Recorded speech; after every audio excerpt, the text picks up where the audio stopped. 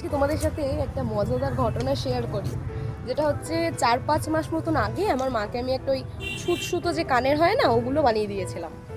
তো কানেরটা পড়েওছে, মা 1-1.5 মাস মতন পড়েছে। এবার পরার পরে আমাকে একদিন বলছে যে আমি তো শ্যাম্পু করতে যাব, তুই এক কাজ কর, আমার কানেরটা খুলে তোর ঘরে রাখ। তো আমি রেখেছি, কানেরটা ওইখানেই রয়েছে, আমার লকারের মধ্যে ছিল, কানের ছিল।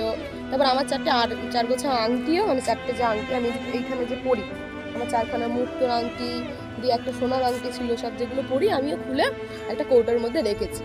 পরের দিন কলেজে যাব, কলেজে গেছি, এসে দেখছি পুরো আলমারি খোলা, মানে আমার যে লকারটা পুরোটা খোলা, খুলে না কানের আছে না কিচ্ছু আছে, মানে কোনো কিচ্ছু নেই, কানেরও নেই, আংটিও নেই, কিছুই নেই। এমনকি মানে এত মজাদার চোর, হ্যাঁ, যে আমার 6-7টা মতন লিপস্টিক, তারপরে হচ্ছে লাইনার, তারপরে আরও অনেক কিছু কসমেটিক্স সব নিয়ে গেছে গেছে এবার এখানে মজাদার ব্যাপারটা হচ্ছে এই, আমরা কিন্তু জানি যে জিনিসটা কে করেছে বা কারা করেছে, আমরা পুরোটাই জানি, আমি আমার পরিবার পুরোটাই জানি, কিন্তু আমরা জেনেও তেমন কিছু করিনি।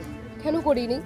কারণ আমরা যদি কিছু করি তার লাগবে হয়তো 5-10%, কিন্তু ওপরে যিনি আছে উনি যদি কিছু করে, ইহকাল পরকাল সবই শেষ। তাই জন্য মা খুব কেঁদেছিল, অনেক কেঁদেছে, প্রচুর কেঁদেছে, যে জিনিসটা আমি বানিয়ে দিয়েছিলাম মা রাখতে পারলো না। কিন্তু আমি মনে করি এতে মার দোষ নেই, পরের জিনিস দেখে লোকটা সমঝোতা করতে হয়।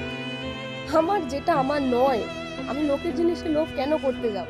ভগবান আমাকে সাথ দেয়, আমি মাকে আবার কানের বানিয়ে দিতে পারবো, কিন্তু যে জিনিসটা নিয়েছে সে কিন্তু একদম ঠিক করেনি। কারণ আমার বাবা ছোট থেকে এইটাই শিখিয়েছে যে পরের জিনিসে কখনো লোভ করতে নেই। যদি আমার কোনো জিনিস পছন্দ হয় আমি আবার সেটা তৈরি করে নেব, আমি সেটা গড়িয়ে নেব। কারণ আমি একটা জিনিস জানি যে পরিশ্রম কখনো বিফলে যায় না। পরিশ্রম করলে সব কিছু দেখলাম পছন্দ হলো, তার ঘরে রয়েছে, চুরি করে নিয়ে চলে গেলাম, এটা কোনো জিনিস হলো? আমি খুব শখ করে জিনিসটা আমার মাকে বানিয়ে দিয়েছি, কারণ ছোটবেলা থেকে আমার মায়ের অনেক ইচ্ছা ছিল যে একটা সোনার কানের করি, করে উঠতে পারিনি।